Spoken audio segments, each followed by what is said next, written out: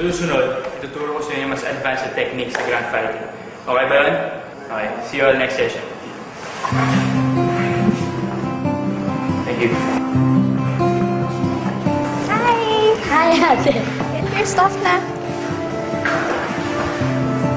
Hi.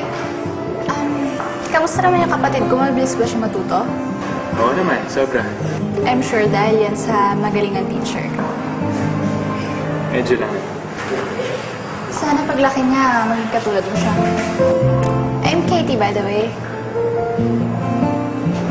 Amanda. I know.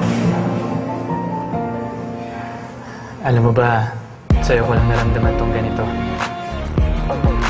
Pag hindi kita nakasama, palagi kitang iniisip eh. Dahil ko minamadali ang oras hanggang sa makita kitang muli. Ikaw lang ang nagpapatibok ng puso ko ng mabilis. Ikaw lang ang babaeng kahit anong sama ng araw ko, kahit gaano ako ka-bad vibes, makita ko ng ngiti mo, okay na ulit ang lahat. So sweet. Bakit? Anong bakit? Bakit ngumingiti-ngiti ka dyan? Hindi ka pa nasanay sa akin. Kasi tuwing kasama naman kita, lagi ako nakangiti at saka lagi ako masaya, di ba? Alam mo ikaw, huwag mo na akong binubola dahil matagal na ako nagpabola sa'yo.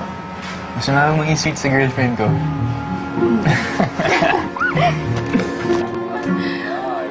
Babe, I'm sorry I have to go na.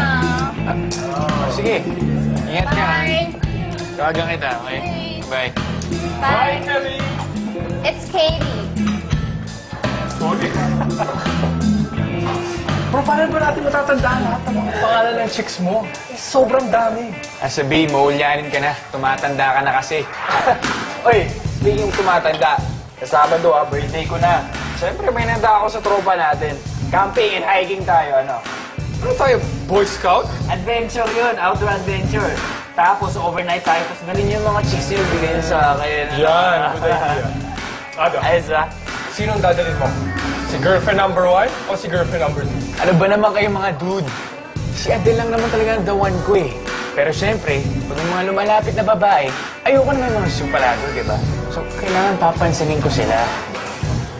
Oh, laro-laro lang to, mga dude. Si Adele, seryoso ako. Girlfriend ko yun. So, dyan muna kayo ah. Hi.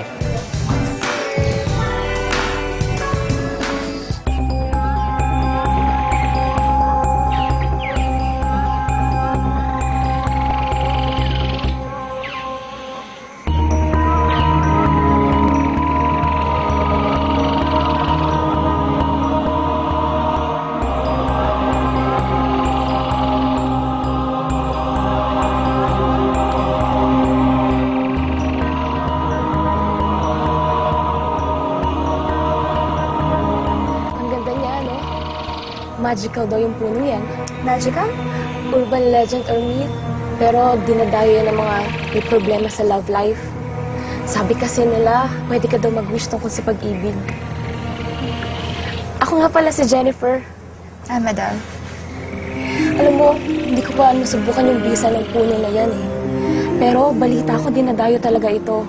Nakita mo yung mga bulaklak na yan?